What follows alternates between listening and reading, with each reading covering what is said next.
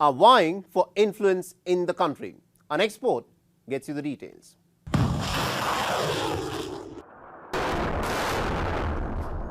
The Game of Thrones in the strategically located and agriculturally rich Sudan has claimed hundreds of lives. Thousands have been injured. Many people have been unable to reach hospitals, and in some instances, even hospitals have been shelled. There are 59 main hospitals in Khartoum, and as many as 39 are currently out of service. Thousands of residents have fled Khartoum. The city resembles a ghost town. Gunfire, airstrikes, and a vicious power struggle. This is what's happening right now in Sudan.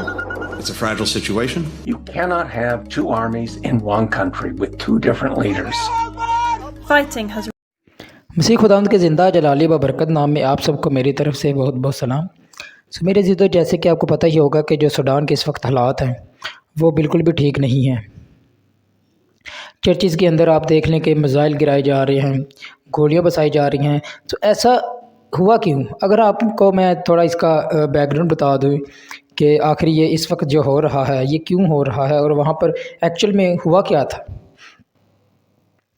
दूसरी जंग अज़ीम के बाद बरतानिया ने दो मुल्कों north Sudan और south Sudan को एक ही मुल्क बना दिया था, जबकि ये दोनों अलग अलग मुल्क थे। उनके रस्म रवाज अलग थे, उनके कबाइल अलग थे, रहन सहन के तरीके अलग थे, बिल्कुल एक दूसरे से मुख्तलिफ थे। इसी बात को लेकर इनके दरमियान 1956 में एक सिविल वार शुरू हो गई।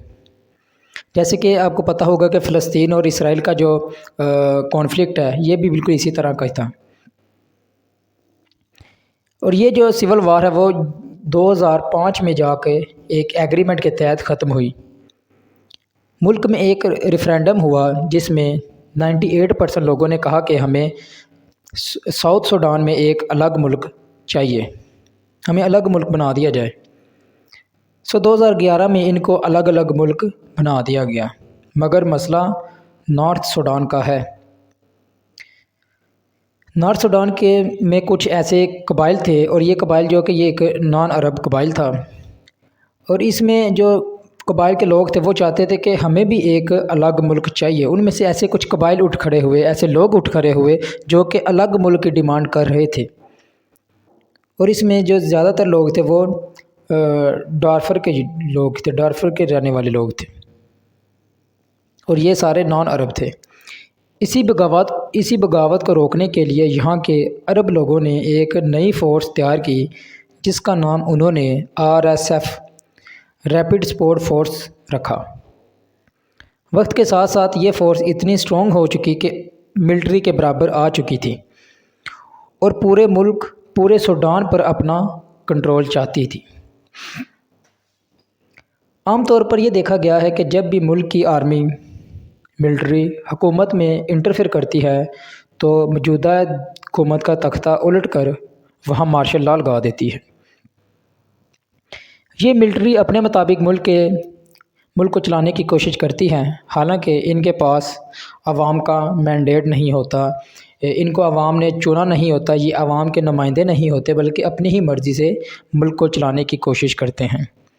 सूडान की हालत मार्शल लॉ से इसलिए मुख्तलिफ है क्योंकि सूडान की फ़ौज के कमांडर अब्दुल फ़तेह बुरहान और उनके नायब यानी रैपिड फोर्स के जनरल मोहम्मद हमदान डिगालो मिलकर 2021 में उमर अल बशीर की 30 साल हुकूमत का तख्ता उलट कर इक़्तिदार पर कब्ज़ा कर लिया।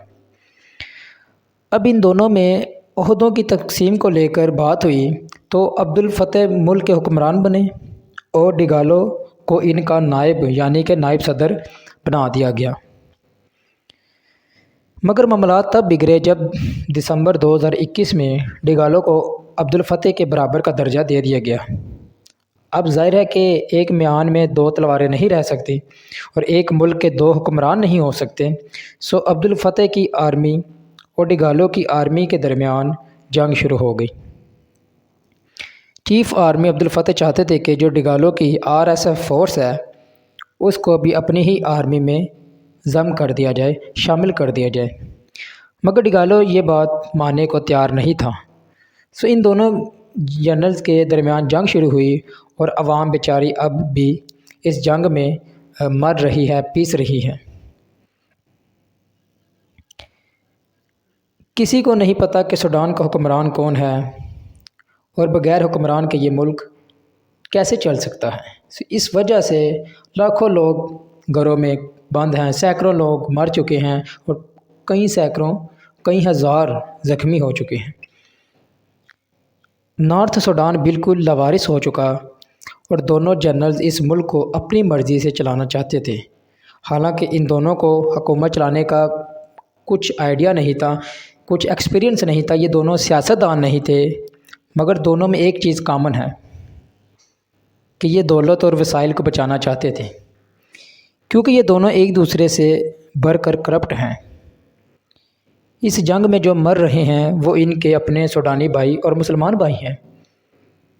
ایئرپورٹ پر ایسے مناظر دیکھنے کو مل رہے ہیں کہ لوگ اپنی جان بچانے کے لیے ادھر ادھر بھاگ رہے ہیں۔ لوگ ایئرپورٹ پر پھنسے ہوئے ہیں اور ایسے زمین پر لیٹے ہوئے ہیں کہ کہیں گولی نہ لگ جائے۔ آرمی کے ہیلی کاپٹرز لوگوں کے گھروں پر اڑ رہے ہیں، لگاتار گولیوں کی آوازیں سنائی دے رہی ہیں۔ نارتھ سوڈان کی آبادی تقریباً 1 کروڑ ہے، مگر ان دونوں جنرلز کی ایگو کی وجہ سے ملک تباہ ہو گیا، اور پوری دنیا کو پتہ ہے کہ یہ دونوں جنرلز کتنے کرپٹ ہیں۔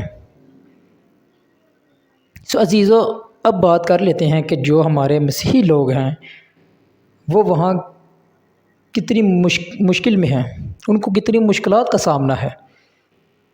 چرچز کے اندر گولیاں چلائی جا رہی ہیں، بمباری ہو رہی ہے، میزائل گرائے جا چکے ہیں۔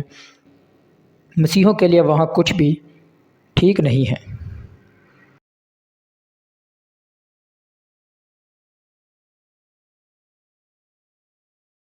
نیوز اینڈ رپورٹنگ کے اس آرٹیکل میں دکھایا گیا ہے کہ کیسے سوڈان کے اندر چرچز کو نقصان پہنچایا جا رہا ہے۔ ایونجلیکل پریسبیٹیرین چرچ کے پاس بری طرح دھماکہ ہوا، جس کی وجہ سے چرچ پوری طرح ڈیمیج ہو گیا۔ ایونجلیکل پریسبیٹیرین چرچ۔ اور دوسرا چرچ دیکھیں، کوپٹک آرتھوڈاکس چرچ، اس میں راکٹ گرا کر پوری طرح چرچ کو تباہ کر دیا گیا۔ تیسرا چرچ ہے آل سینٹس اینگلیکن چرچ۔ اس چرچ پر ملٹری نے قبضہ کر لیا اور لوگوں کو چرچ سے بھگا دیا، اور اب اس چرچ میں آرمی کے لوگ رہ رہے ہیں۔ ڈیٹا یہی بتا رہا ہے کہ 500 کے قریب لوگ مر گئے اور 4000 سے زائد لوگ زخمی ہو چکے ہیں۔ 3,34,000 سے زائد خاندان جان بچانے کے لیے ادھر ادھر بھاگ رہے ہیں، اور کافی تعداد میں بھارت کے لوگ جو روزگار کی تلاش یا وزٹ کے لیے اس ملک میں آئے ہوئے تھے وہ بھی ادھر پھنسے ہوئے ہیں۔ ایک کیتھولک چرچ کے فادر نے بتایا کہ ان کے ایک ایماندار مسیحی کو گولی مار کر شہید کر دیا گیا۔ سوڈان میں ایک بائبل کالج بھی ہے، NTC نائل تھیولوجیکل کالج۔ یہاں تعلیم حاصل کرنے والے 3 اسٹوڈنٹس کے خاندان کو مار دیا گیا۔ اب یہ تینوں ہی اپنی اپنی فیملی کھو چکے ہیں۔ عزیزو، سوڈان میں ہمارے مسیحی بہن بھائیوں کی حالت بالکل بھی ٹھیک نہیں ہے۔ ہم ان کے لیے کیا کر سکتے ہیں؟ عزیزو، ہمیں چاہیے کہ ان کے لیے دعا کریں، اپنے خاندانوں کے اندر اجتماعی طور پر ان کے لیے دعا کریں، روزے میں ٹھہریں، تاکہ خدا وہاں پر سوڈان کی جو پولیٹیکلی سوڈان کو خدا سٹیبل کرے اور وہاں پر امن لائے، اور وہاں کی جتنی بھی عوام ہیں تمام لوگوں کو خدا اپنی حفظ و ایمان میں رکھے۔ خدا آپ سب کو بڑی برکت دے، آمین۔